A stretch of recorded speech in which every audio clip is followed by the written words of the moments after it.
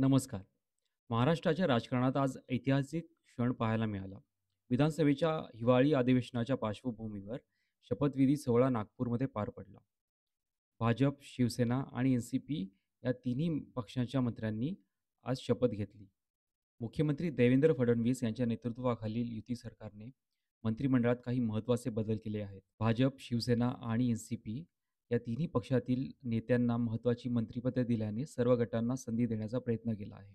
आज शपथ घेतलेल्या काही मंत्र्यांमध्ये भाजपकडून देवेंद्र फडणवीस, चंद्रशेखर बावनकुळे, पंकजा मुंडे, आशिष शेलार, राधाकृष्ण विखे पाटील, तसेच शिवसेनेकडून एकनाथ शिंदे, गुलाबराव पाटील, दादा भुसे, संजय राठोड, उदय सामंत आणि राष्ट्रवादीकडून अजित पवार, धनंजय मुंडे, दत्तात्रय भरणे, अदिती तटकरे, माणिकराव कोकाटे अशा एकूण 39 आमदारांनी शपथ घेतली.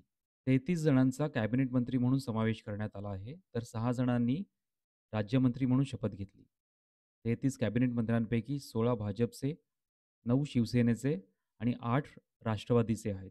मंत्रिपदे वाटप करताना राजकीय गणितांचा विचार करून सर्व गटांना समान प्रतिनिधित्व देण्याचा प्रयत्न केला गेला आहे. महाराष्ट्रातील विविध भागातील नेत्यांना मंत्रिमंडळात स्थान देण्यात आले आहे. भाजपला यामध्ये सर्वाधिक मंत्रिपदे मिळाली असून त्यांनी त्यांच्या बालेकिल्ल्यांना बळकटी दिली आहे. शिवसेना आणि अजित पवार गटाला महत्त्वाची खाती देऊन युतीतील समतोल साधला गेला आहे. हिवाळी अधिवेशन नागपूरमध्ये असल्यामुळे शपथविधी सोहळा तिथे आयोजित करण्यात आला आहे. नागपूर हे भाजपसाठी महत्त्वाचे केंद्र असून आर-एस-एसचे मुख्यालय सुद्धा आहे.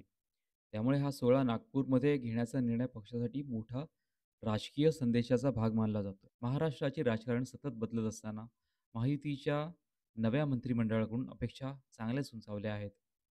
ट्रिपल इंजिनची ही महायुती येत्या 5 वर्षात किती चांगली कामगिरी करते हे लवकरच कळेल. मी आशय जाधव, संविधान वार्तासाठी.